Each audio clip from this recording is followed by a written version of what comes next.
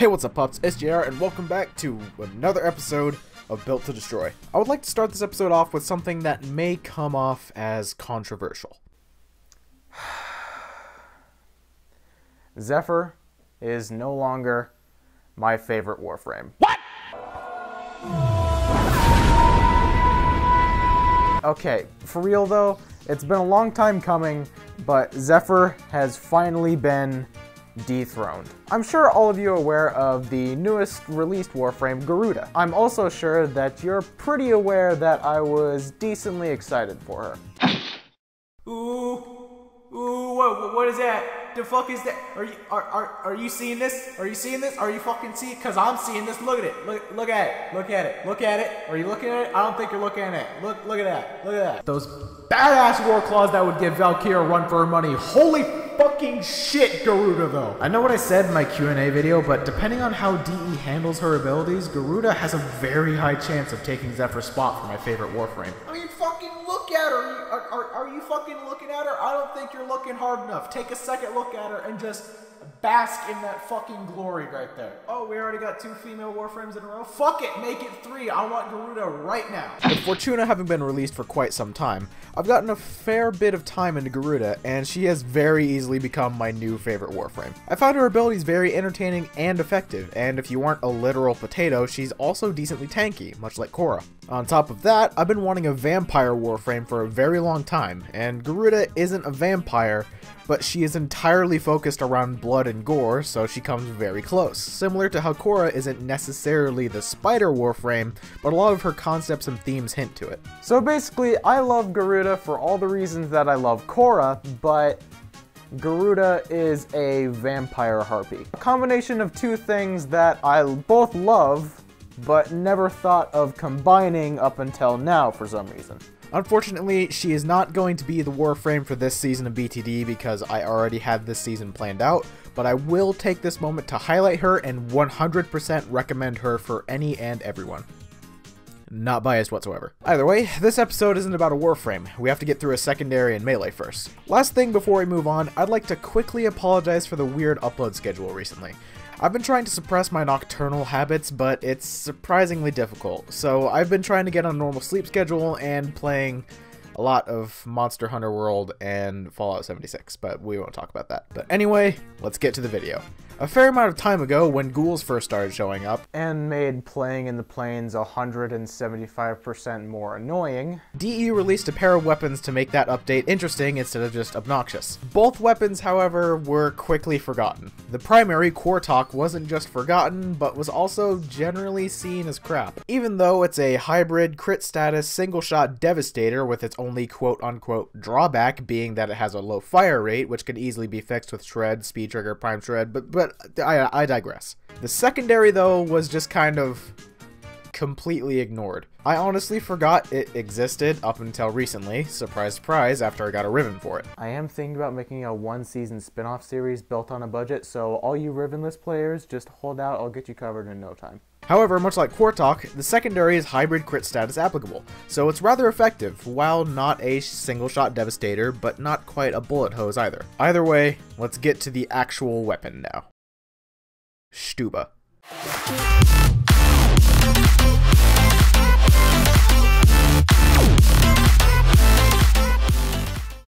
Stuba is a Grineer SMG that has an uncharacteristically low fire rate, paired with a large 57-round magazine, and rather high base damage for a fully automatic weapon. It has 33 base damage favoring slash, a 13% status chance, 23% crit chance, and a 1.9 crit damage. Its blueprint can be gotten through the special ghoul bounties when the occasional ghoul thing that's kind of an event but not really shows up. It can show up as an actual reward for the bounty itself, or dropped from Ghoul Rictus Alphas, which only show up during the Ghoul Not event. Stuba is one of those special cases for me when it comes to Rivens. When I got the pistol ribbon that held Stuba, I was ready to be disappointed because pistol ribbons are the only ribbons I'm not satisfied with getting. However, when I unveiled it, instead of just being super upset and smashing it for endo, or being super excited because I got a ribbon for a weapon I like, I was instead just like, oh. What was this weapon again? No joke, I had completely forgotten Stuba existed. Similar to Glaxian, however, when I saw I got a ribbon for Glaxian, I was still able to put a visual to the name. With Stuba, I was almost completely stumped, just sitting there thinking about what the fuck weapon I just got a ribbon for. But after a quick look into the codex and a little bit of reading done on the wiki, I finally came to the conclusion that I did not get fucked with that ribbon. Real quick, can we dwell on the fact that the last Grineer weapon I built for this series was Grenlock in Season 2? And the only other one I built was Atarax in the first episode of Built to Destroy? Man, this series has been going for a long time.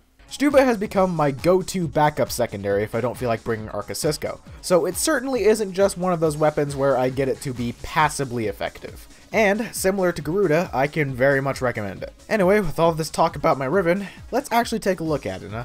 Stuba Fevacrita Ada increases its reload speed by 49.9%, its crit chance by 143.4%, and its damage by 186.8%. As with many of my ribbons, I still have a few gripes about this one, even though it's pretty good. I wish instead of reload speed, it gave me more fire rate, but mind you, I wish I could get that on all of my ribbons, so that's besides the point. But mainly, I wish it gave me more status chance instead of crit chance, because Primed Pistol Gambit increases its pistol's crit chance by so much already, but beggars can't be choosers, I guess. While I didn't get status chance on my ribbon, I was still able to get it up to a rather helpful bit on a full auto weapon. I have my ribbon, Lethal Torrent, Hornet Strike, Barrel Diffusion, Convulsion, and Pistol Pestilence, increasing my overall damage, fire rate, and status chance, and adding corrosive damage to the mix. And my ribbon, Primed Pistol Gambit, and Target Cracker, increasing my crit capability. With this 5-forma build, and my ribbon specifically, but primed Target Cracker in place of my normal one, Stuba gets up to 4,671 average overall damage and 47,309 average DPS. Now, let's see what Stuba can do.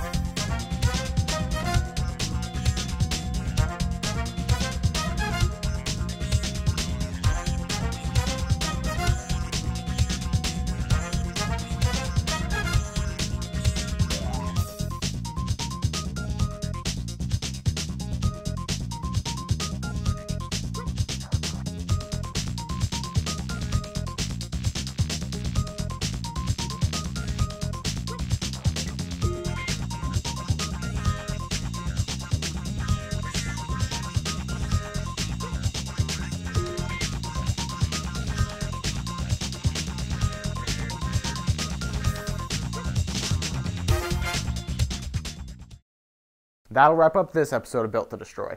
If you enjoyed this video, consider dropping a like, and make sure to hit that subscribe button to become a pup if you haven't already. Also, if you want to support me and the channel, consider becoming a patron for as little as $1 a month. My name's JR, and I'll see you guys in the next one.